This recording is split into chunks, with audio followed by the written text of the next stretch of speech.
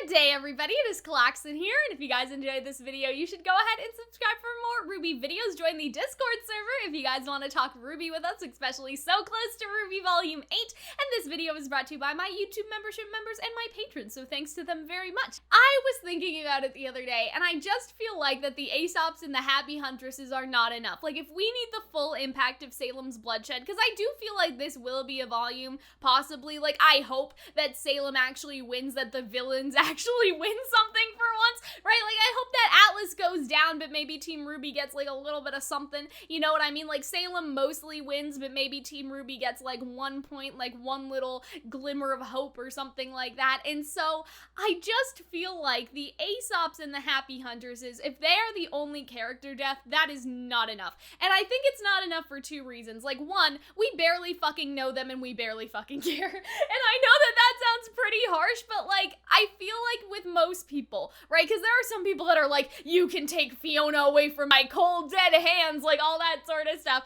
or whoever, right, Marrow, maybe, I don't know, but I feel like for the majority of people, because I seem to get this idea from Twitter, like the majority of people that reply to my tweet do not give a shit about the Happy Huntresses and the Aesops, right, and I say that like kindly, right? Maybe they'll get some character development, like some major stuff in Volume 8, and everyone will just love them, and they'll be like badasses, and we'll all be sad when they die, but I feel like that we need the Pyrrha moment. Like, I feel like that these random new characters that most people haven't gotten attached to, like, no one's gonna care if Vine dies. Like, let's just, let's just say it how it is. I will personally be sad, like, by Fiona and by Robin, or, like, Marrow, right? But, like, there are definitely some characters within the Aesops and within the Happy Huntresses that just have, like, no effect, right?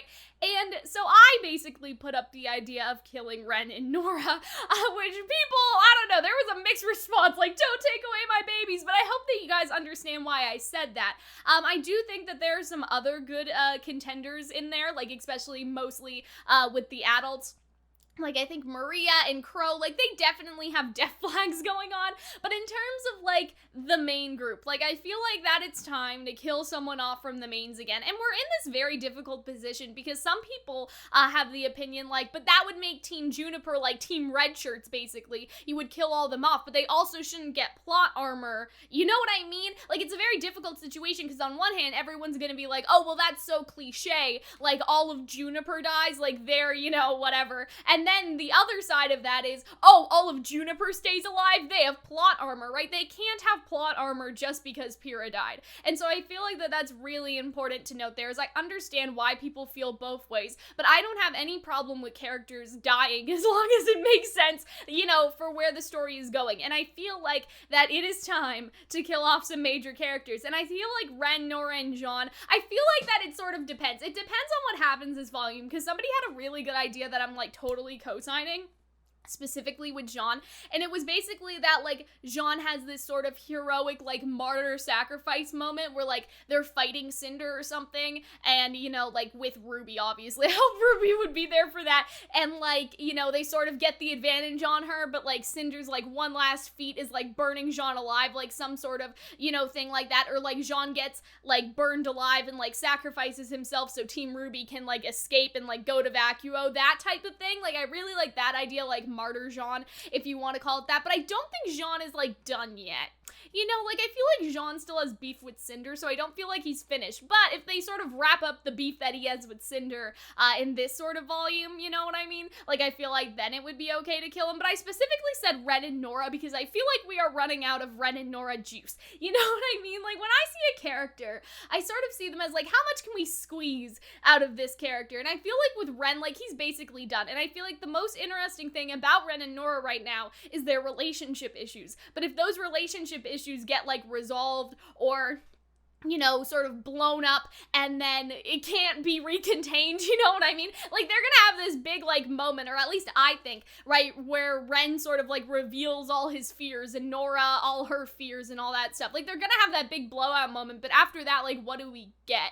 Like, what is their purpose for the other volumes? Because they are at their peak. I feel like they are at their max for character usage and character development, especially if we do go to Vacuo, right, and we have Team Coffee and Team Sun, like, lots of people are like, but Nora's the comic relief. Like, you guys have not met Fox, like Fox Alistar, if you guys are worried about comic relief, you know what I mean? And like Yasuhashi and like those characters, right? Because if we do go to Vacuo, right, there are people to replace the roles of Juniper. I'm just saying. I do want to note there are other ways to fix the bloated character problem, like the character problem that we would get going to Vacuo, having Juniper and Coffee and Sun and whatever, right? Like, there are other ways to fix that, and one of those ways would be not killing off Ren and Nora, but just them leaving, like them being like, listen, okay, like, we've done enough for you guys, we're outie, basically. Like, we've seen the shit that Salem can do, we're out of here, right? And I can't really see that happening, though. Like, people always are like, but there are other ways to remove them from the cast, but at the same time, like, can you really see Ren and Nora doing that? Like, I feel like that they have been so invested in this fight that on one hand, I can't really see that at all, but on the other hand, like, I feel like that they could write it that way as well. You know what I mean? Like, I feel like it's unlikely, I guess that's what I should say, it's unlikely for them to go that way, but I feel like at the same time, that could be possible, because what if Ren, he's sort of focused on the fighting right now, but what if the big blowout between them, or the big thing that happens between Ren and Nora could be that he finally realizes, like, by the end,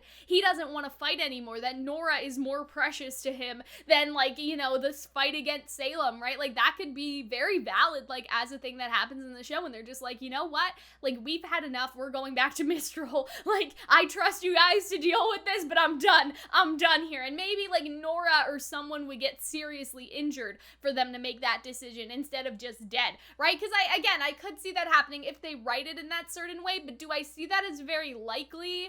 I don't know. I don't know. I don't think so. And so I feel like the only way that Juniper is going to be removed from the story at this point is death.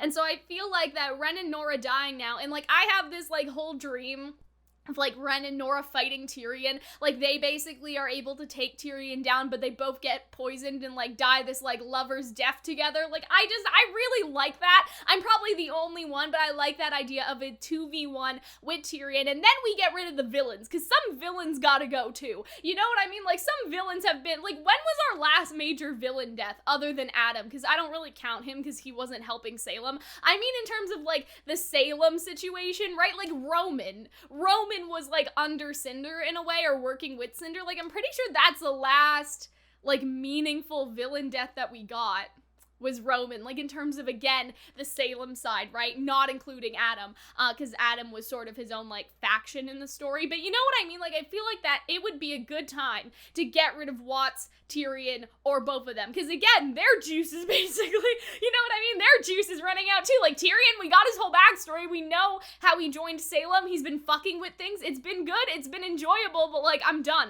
with Tyrion, you know what I mean? With Watts, I feel like it's the same thing. When he gets his revenge on Ironwood, he's done. So like, kill them too while we're at it, because we have all these other villains, right? There's Cinder, Emerald, and Mercury haven't been around in a hot minute.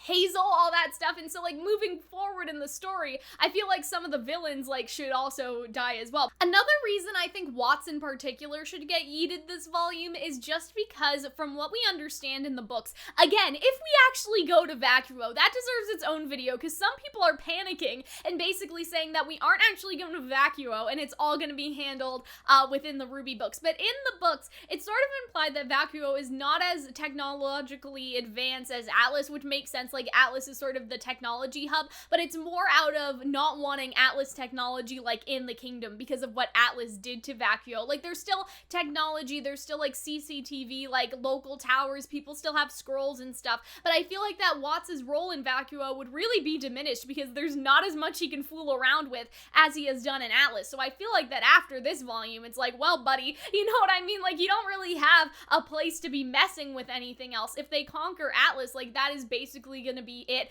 for Watts' role, because it's implied that the same thing could not be possible in Vacuo, and so Vacuo would take the strengths of different villains. And so we could just, like, again, get rid of Watts while we're at it here. But yeah, like, Nora and Ren could, like, whack Tyrion, and then they could also die. And I feel like that would be good. Probably not for Jean, because Jean would have lost his entire team. But I feel like that, you know, Jean could go too in the way that I already described. To talk about other characters, though, I feel like Crow can't necessarily die yet unless they drop all the Stark stuff. Like, I feel like that Crow's purpose for being alive right now is basically the Stark supposition machine. I know that sounds, but whatever, it's true. Like, to give information about Summer, like, when all that information is dried up, I feel like then Crow could die. I feel like he could die, like, trying to get his revenge on Ironwood for what happened to Clover. And, like I said before, right, if we're going to Vacua, we have Rumple and Theodore, who are in the Ruby books, and we wouldn't really need Crow anymore, because then we have 2 new adults who are not corrupted by Salem. Like, we're not doing a Lionheart, right?